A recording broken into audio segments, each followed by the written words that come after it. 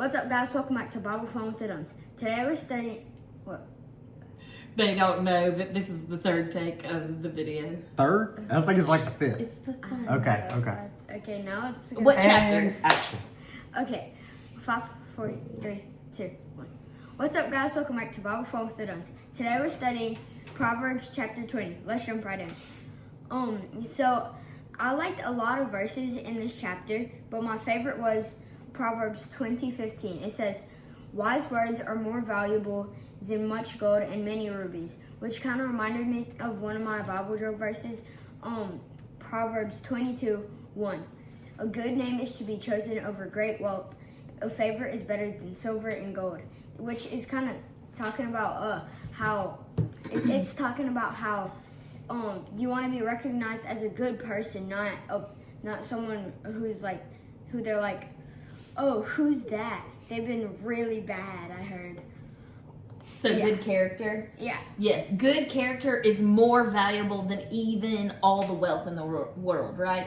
And that's something that I like as we read through Proverbs. I like that it's showing us and redirecting our thoughts away from what the world tells us, because the world likes to tell us that riches is the most valuable, nice houses and nice cars, those are the most valuable things.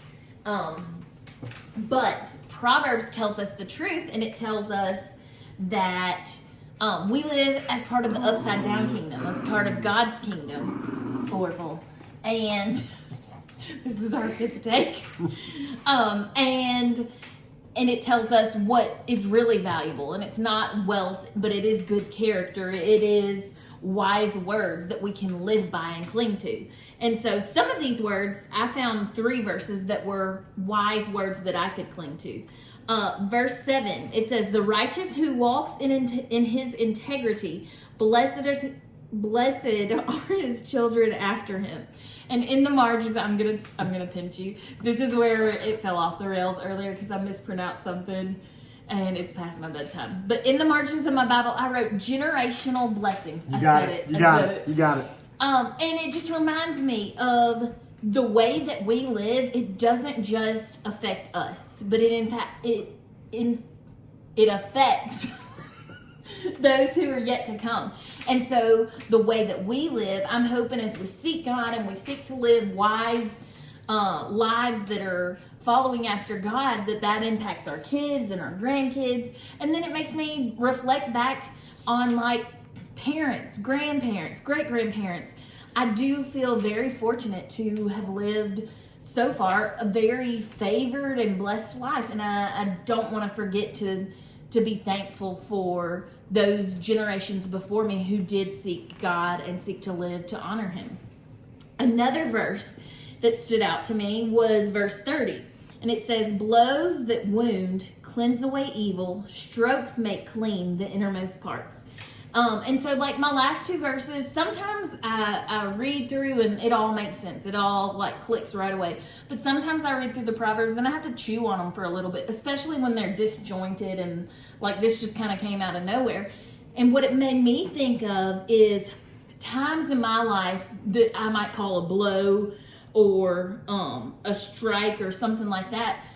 A difficult time, a time of trial, a time of hardship, whether it was from God as his discipline or whatever, God uses all of it to teach me. And it's in those hard and difficult times that as I've sought the Lord, they do show me who I am. They reveal my innermost parts to me. They show us who we are. And so we do become thankful. I know you have a cool story about that. You want to share? Yeah. So in some tribes around the world, I don't know where I read this a long time ago. So some tribes around the world, when they would go to make contracts, and they didn't like write it down, but they did have contracts. Like one guy's trying to sell property to another guy, 2 old men would get together and they would make agreements, and they would pull in a kid about Jeb's age.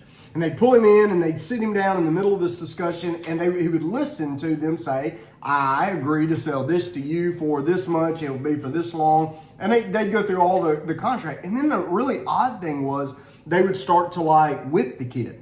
like he would get a spanking or slashes across the back, or like it would be physically painful. And because what they figured was the kid was going to outlive them, right? So now the contract would outlive. If one of them passed away, the kid was going to surely, live longer. And then they said that our memory is often linked to pain. So whatever pain we felt helps us to remember. So if you've ever been through a really hard time in your life, you probably remember that period with greater detail than other periods of your life.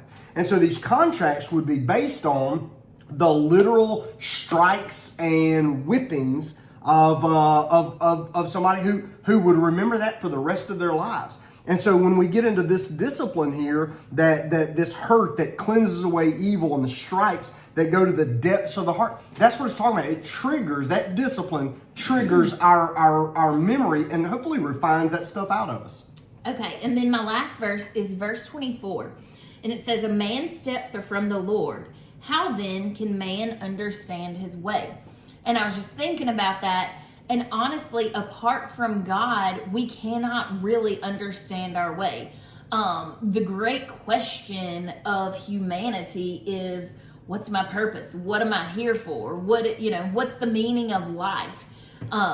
If you just walk this earth godless without God, you are just going in circles. Like, you do come to the end of the story and there is no point. Without God, it is meaningless. And so it's important for us to realize that He gives purpose to our every single step, every single day.